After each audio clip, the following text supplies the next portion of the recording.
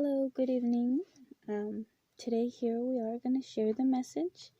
Um, this morning I was praying and the word of the Lord came to me through the scripture, and I would like to share it with those of you who would like to hear it. So we're going to go to John 15. That's the chapter, and we'll start right there. It says, I am the true vine, and my Father is a gardener. He cuts off every branch in me that bears no fruit, while every branch that does bear fruit he prunes, so that it will be even more fruitful. You're already clean because of the words I have spoken to you. Remain in me, and I will remain in you. No branch can bear fruit by itself. It must remain in the vine. Neither can you bear fruit unless you remain in me. I am the vine, you are the branches. If a man remains in me, and I in him, he will bear much fruit. Apart from me, you can do nothing. If anyone does not remain in me, he is like a branch that is thrown away and withers. Such branches are picked and thrown into the fire and burned. If you remain in me, and my word remains in you, ask whatever you wish, and it will be given to you. This is to my Father's glory that you bear much fruit, showing yourselves to be my disciples. As the Father has loved me, so I have loved you. Now remain in my love. If you obey my commands, you will remain in my love, just as I have loved my Father's commands, and remain in his love. I have told you this so that my joy may be in you, and your joy may be complete. My command is this: love each other as I have loved you. Greater love has no one than this, that he lay down his life for his friends. You are my friends, if you do what I command. I no longer call you servants, because a servant does not know his master's business. Instead, I have called you friends, for everything I have learned from my Father I have made known to you. You did not choose me, but I chose you and appointed you to go and bear fruit that will last. Then the Father will give you whatever you ask in my name. This is my command: love each other.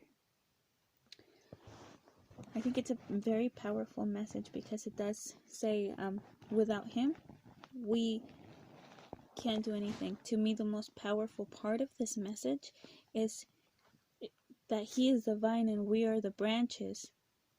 And if we're connected to him, that's how we will bear fruit. Yet if we're not connected to him, we're like those dry branches that will be thrown, that dry up and thrown into the fire, right? So that was powerful to me personally.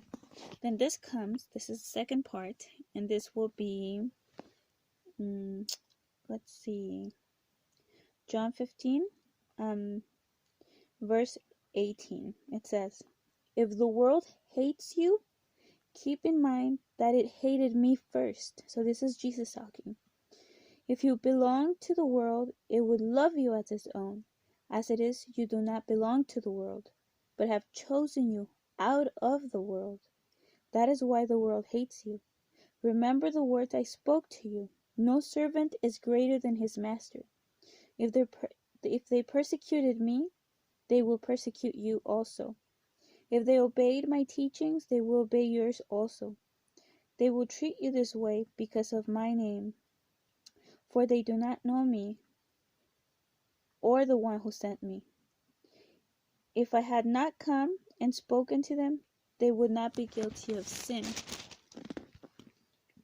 Now, however, they have no excuses for their sin. He who hates me hates my Father as well. If I had not done amongst them what no one else did, they would not be guilty of sin. But now they have seen these miracles, and they have hated both me and my Father.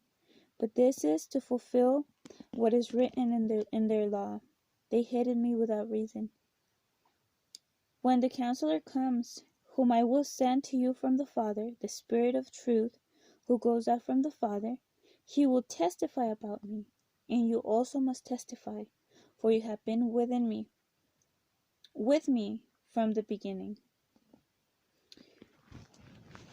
I love this. I love this word because he talks about sending the Spirit of truth, but he also gives us that perspective. Like sometimes as a Christian, we decide to talk to other people not knowing whether they're gonna think that you're crazy, and that's what I feel sometimes, that if I talk to people they'll think I'm crazy, or whatever judgmental thing, maybe that I'm hateful or whatever, because my conviction in the Lord does not match what the world says it's okay. So basically, sometimes as a Christian, you may be scared to talk about what you believe in your love for the Father. But it says here that the world hates you, and keep in mind that it hated me first, meaning it hated Christ first. That's why he was crucified, because they didn't like him. So therefore, we are gonna be hated, even persecuted, perhaps, because that's what happened to him. So it also says farther up ahead, and I didn't read this, but I read it and I'm gonna read it in the next video. It talks about how Satan has already been judged for this, and it ties back into the world hating him and hating us because he is the Lord of the world, Satan. So that's why he is let me see if I can find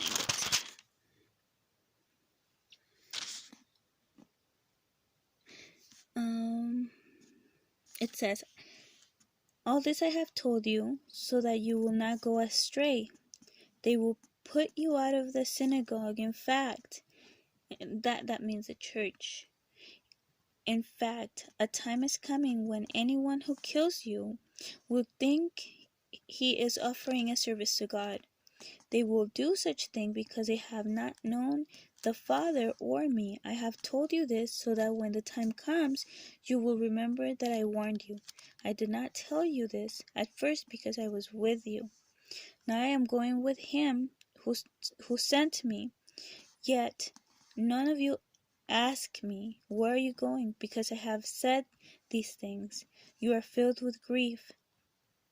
But I tell you the truth, it is for your good that I am going away, unless I go away with the Counselor. Unless I go away, the Counselor will not come to you. But if I go, I will send him to you. When he comes, he will convict the world of guilt, meaning he will show the world that they were guilty, in regard to sin and righteousness and judgment. In regards to sin, because men do not believe in me. In regard to righteousness, because I am going to the Father, where you cannot see me no longer. And in regards to judgment, because he, the prince of this world, now stands condemned. So that's what I was talking about. It talks about how the prince of this world, the ruler of this world, is the devil. Therefore, everything that happens here is not good. So, and it goes against the teachings of our Father. So that's why there's so much conflict from people who believe in God and in his words and in his teachings versus anybody who just freely runs and roams around the world, not knowing that the biggest weapon that the enemy uses is deceiving people. So he deceives us by believing that everything that happens in the world and whatever the world stands for is right, in the name of whatever cause you want to call it. But in truth,